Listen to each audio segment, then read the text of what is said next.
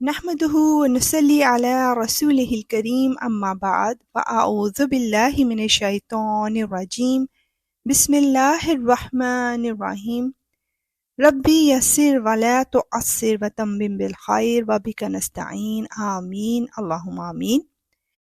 السلام علیکم ورحمۃ اللہ وبرکاتہ۔ امید ہے کہ آپ سب خیریت سے ہوں گے انشاءاللہ۔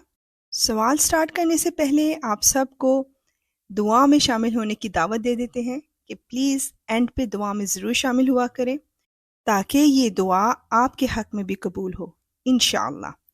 تو آج کا کویسچن ہے، دلوں کو حق کی طرف متوجہ کرنے کا اصول کیا ہے؟ اس کا آنسر ہمیں ملتا ہے سورہ اعراف کی آیت 94 میں۔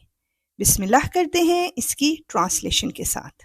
اور ہم نے جس کسی بستی میں کوئی پیغام بھیجا، اس میں رہنے والوں کو بدحالی اور تکلیفوں میں گرفتار ضرور کیا تاکہ وہ عاجزی اختیار کریں۔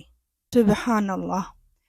بتایا یہ جا رہا ہے کہ اللہ تعالیٰ نے جن لوگوں کو اپنے عذاب سے ہلاک کیا، انہیں معاذ اللہ جلدی سے غصے میں آ کر ہلاک نہیں کر دیا، بلکہ انہیں سالہ سال تک راہ راست پر آنے کے بہت سے مواقع فراہم کیے۔ اول تو پیغمبر بھیجے جو انہیں برسوں تک ہوشیار کرتے رہے، پھر شروع میں انہیں کچھ معاشی بدحالی یا بیماریوں وغیرہ کی مصیبتوں سے بھی دوچار کیا تاکہ ان کے دل کچھ نرم پڑیں، کیونکہ بہت سے لوگ ایسے حالات میں اللہ تعالیٰ کی طرف رجوع کرتے ہیں اور تنگی توشی میں بعض اوقات حق بات کو قبول کرنے کی صلاحیت زیادہ پیدا ہو جاتی ہے۔ جب ایسے حالات میں پیغمبر ان کو متنبہ کرتے ہیں کہ ذرا سنبھل جاؤ، ابھی اللہ تعالیٰ نے ایک اشارہ دیا ہے جو کسی وقت باقاعدہ عذاب میں مبتلا ہو سکتا ہے، تو بعض لوگوں کے دل پسیج جاتے ہیں، وہ اللہ کے خوف سے ڈر جاتے ہیں، اس کے عذاب کے خوف سے ڈر جاتے ہیں۔ دوسری طرف کچھ لوگ ایسے ہوتے ہیں کہ جب ان پر خوشحالی آتی ہے تو ان کے دل میں اللہ سبحانہ و تعالیٰ کے احسانات کا احساس پیدا ہوتا ہے اور وہ اس وقت حق بات کو قبول کرنے کے لیے نسبتاً زیادہ آمادہ ہو جاتے ہیں۔ سبحان اللہ۔ چنانچہ ان لوگوں کو بدحالی کے بعد خوشحالی کی نعمت بھی عطا کی جاتی ہے تاکہ وہ شکر گزار بن سکیں۔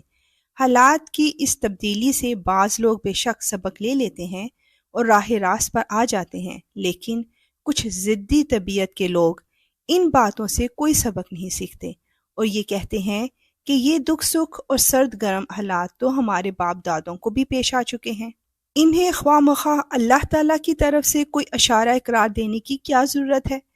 اس طرح جب ان لوگوں پر ہر طرح کی حجت تمام ہو چکی ہوتی ہے تو پھر اللہ تعالیٰ کی طرف سے عذاب آتا ہے اور اس طرح پکڑ لیتا ہے کہ ان کو پہلے سے اندازہ بھی نہیں ہوتا۔ اللہ اکبر۔ اللہ سبحانہ و تعالیٰ نے قرآن پاک میں سب کچھ کھول کھول کر بیان کر دیا ہے۔ بے شک اللہ بہت رحیم ہے، لیکن اللہ تعالیٰ کے غضب سے کسی کو بھی بے فکر ہو کر نہیں بیٹھے رہنا چاہیے۔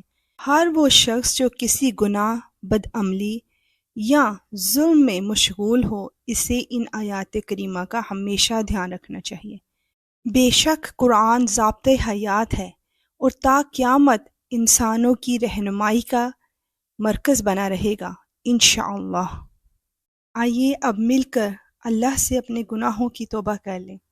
نبی پاک صلی اللہ علیہ وآلہ وسلم نے فرمایا، اگر تم اتنے گناہ کر لو کہ تمہارے گناہ آسمان تک بھی پہنچ جائیں، مگر اس کے بعد تم توبہ کر لو تو اللہ سبحانہ وتعالی تمہاری توبہ قبول فرما لیں گے۔ سبحان اللہ، بشرطیہ توبہ سچی ہو۔ اے اللہ، ہمارے گناہوں کو برف اور اولے کے پانی سے دھو دے اور ہمارے دلوں کو خطاؤں سے پاک کر دے۔ اس طرح سفید کپڑا میل سے صاف کر دیا جاتا ہے۔ اے اللہ، ہمیں ہر طرح کے عذاب سے محفوظ فرما۔ اے ہمارے رب، ہمیں بخش دے اور رحم فرما، اور تو سب سے بڑھ کر رحم کرنے والا ہے، بے شک یا رب العالمین۔ پلیز اللہ کے اس پیغام کو زیادہ سے زیادہ آگے سینڈ کیجیے، کیا پتہ کون ہمارے لیے صدقے جاریہ کا باعث بن جائے انشاءاللہ۔ اور اب نیکسٹ ایپیسوڈ کا کویسچن، کیا انسان کا سینہ ایک پرسرار مقام ہے؟ انشاءاللہ ملتے ہیں اس کے آنسر کے ساتھ. اب اجازت، وآخر دعوانا ان الحمدللہ رب العالمین. سبحانک اللہم وبحمدک، اشہد ان لا الہ الا انت، استغفرک واتوب الیک. السلام علیکم